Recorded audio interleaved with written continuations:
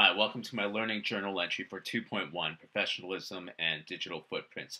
I found this section particularly helpful in my role as an administrator and as a teacher in the classroom. It helped me develop a further understanding for my own personal use of social media and developing a digital footprint and a professional reputation. It also helped me in my role as an administrator to provide a framework to develop further policy and protocols within the school, and it gave ideas to help as far as helping my team grow in their understanding through professional development. I appreciated the comparison of an ostrich versus a eagle in the use of social media. An ostrich is someone who's unaware of, and maybe somebody who avoids the use of social media. Somebody who is not completely knowledgeable of the impacts of social media on their reputation or the implications of its uses. As far as ostriches, this reminded me of a story my wife was sharing with me not too long ago. She works for a public institution, and she works in the Department of Public Relations, Media, and Marketing. And her portfolio deals specifically with online presence and social media. And she explained a case that she was working with fairly recently, where she started receiving online communication, emails, tweets back towards their organization from the public. And this was concerning an employee of theirs who had been engaging in dialogue and posting through Facebook through their own personal accounts. However, the nature of the content could be seen as defamatory, even racially charged, and so the public, those who are just barely tech savvy, are able to easily find this person's personal Facebook account, and they were able to see the organization that she worked for, that she was employed by, because she tagged it as their employer. And so my wife has been dealing, and her team have been dealing with a fallout because of this on an organizational level, but also in as far as discipline for this employee. Now, this just reminded me of the standard that the public upholds those in professional roles, whether it is in business, in the medical field, social services, and in the role of a teacher. There is a higher standard of moral conduct and behavior, whether it's in person, but also in the digital world. And so this is something that is demanded of by the public, and something that is hard to escape once something is tweeted or posted. And as far as through the articles, one of the things that that was emphasized and I was reminded of are that there are no takebacks in social media. Once you put something out there, the impressions have been made, not only through your account, but carried on through future shares or retweets and posts. And if there are teachers who have their head in the sand, we can only imagine that our students, without proper guidance, are navigating their way through a lot of social media without very much thought about their reputation and their conduct online.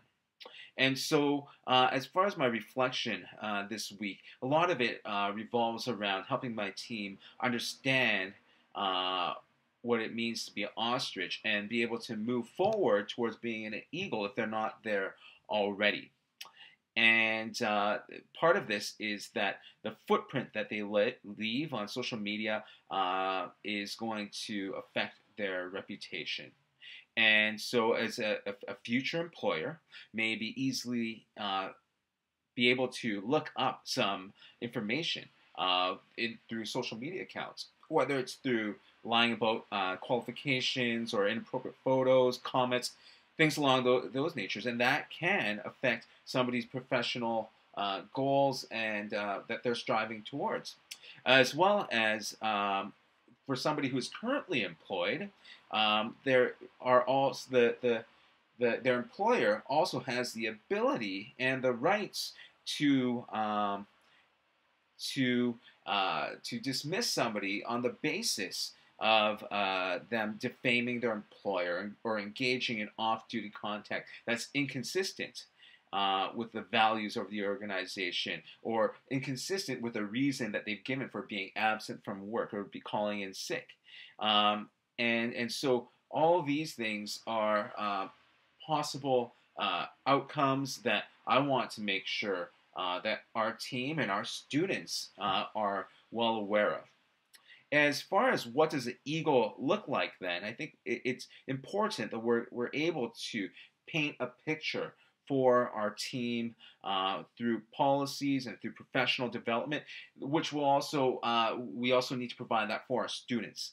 And as teachers, we all are members of professional bodies, such as in the public realm, the BCTF, and then there's the BC teacher regulations, and both of these have provided documents, which we found in our readings, that speak to professional conduct and behavior and expectations. Although it may not specifically pertain to social media, the same expectations that we are called towards as professional educators in the face-to-face realm is the same as the expectations for digital media. If there's something, if I'm saying something defamatory about my organization or about an individual face-to-face with somebody else, even more so I need to be careful in through social media, because there everything can easily be documented, it can be searched for, and it's really hard to take back there. So Julia Hengsler provides us through our readings with some really helpful guidance, and these are things that as I'm developing a policy and training my teachers that I want to communicate to them. And one of these is to consider yourself a brand. And brand equates to your own personal and professional reputation. You need to manage your brand carefully. You need to curate the messages that you're sending out, because it all comes back and reflects on you. To know your audience, is this a professional or a public audience? Are these your coworkers, or are these your family members and friends? But even then, if you have separate accounts, I believe everything's so networked. Everything's so networked and connected that that information that you're venting, you're ranting on your personal account can very easily leak towards your professional account. So you need to be very careful. And if you do have a professional account, are you shaping your content, the way you're communicating, the words you're choosing towards your professional audience? Also, Julia reminds us to not to be afraid to unfriend those and to manage and prune your network towards being one that will reflect well on you. You might have a cousin on the other side of the globe that may be posting things that may be perceived as inappropriate, and yet that's showing up on your feed, and somebody might be tagging you or things like that, and you need to just be careful about that, because although you might not be directly involved, that there it's just about impressions that other may have of you. And in general, when we're working in a school or institution, we need to just define what really is responsible behavior, and what cyberbullying is, and as well as just developing these policies and putting them in place and making sure these are communicated very well to the team. In Julia Hengsler's article, one of the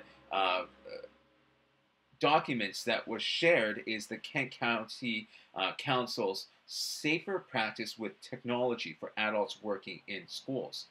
This is something that I'm going to take and use as the basis and the foundation to build my school's social media policies and helping guide our teachers. Now, it's a series of questions, reflective questions, that teachers and professional educators should continue to reflect upon as they're using their social media. And this includes things like, should I use my mobile phone to take photographs and students? Every school has their own policies around this. At TLA, families each have to sign a release form for the publication of student work and their images. And so if a teacher is going around taking pictures and posting to their personal accounts, is this in line with a school policy? Is this moving into too much into a gray area? Or let's just say another question that is raised in this document is, should I have my pupils as friends on instant messaging services or through Facebook, or should they be following you on Twitter, on Instagram, especially on your personal accounts? This is a real important question. Personally, my preference is, as far as personal, keep that personal to your outside of your school, outside towards your friends and your family, and to have a personal account because we all know that social media provides very powerful and effective tools for communication and collaboration. So if I want to continue to use Google Plus Classrooms, if I want to use Facebook or Twitter or Instagram as a teaching tool, I'm going to keep an exclusive account towards my classroom use and to engage with my students in that area. So there was a lot to think about. I did reference various documents and articles, websites that were read this section, and this has all been extremely helpful in helping me personally, but also helping me develop a framework to bring into our school as far as digital footprint and developing a professional reputation online through social media. Thank you.